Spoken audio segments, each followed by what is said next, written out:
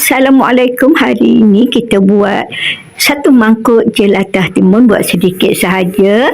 Okey, kita tuangkan sedikit cuka makan. Kemudian satu sudu besar gula pasir. Biar ada rasa masam, ada rasa manis-manis.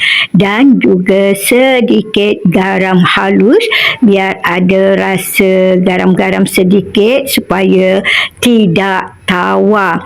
Okey, biasa je nanas tu saya guna nanas madu.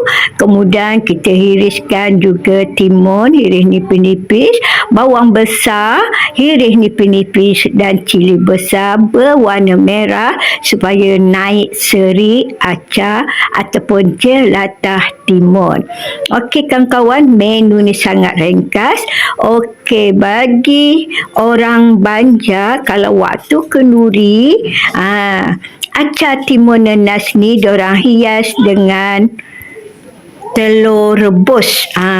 Satu biji telur rebus tu dibelah dua, kadang-kadang dia belah empat. Okey, biasanya terdapat waktu kenduri ya. Tetapi sesetengah tempat je yang buat begitu. Biasa kat Sungai Besar biasanya orang Banjar dia letak telur rebus. Kalau kat negeri lain, kawasan lain saya tak tahulah.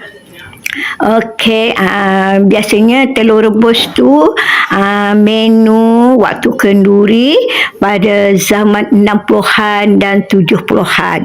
Kalau sekarang memang dah tak adalah telur rebus tu, dah memang tak nampak pun. Okey, terima kasih kerana sudi menonton video ini. Jumpa lagi di video yang akan datang. Bye.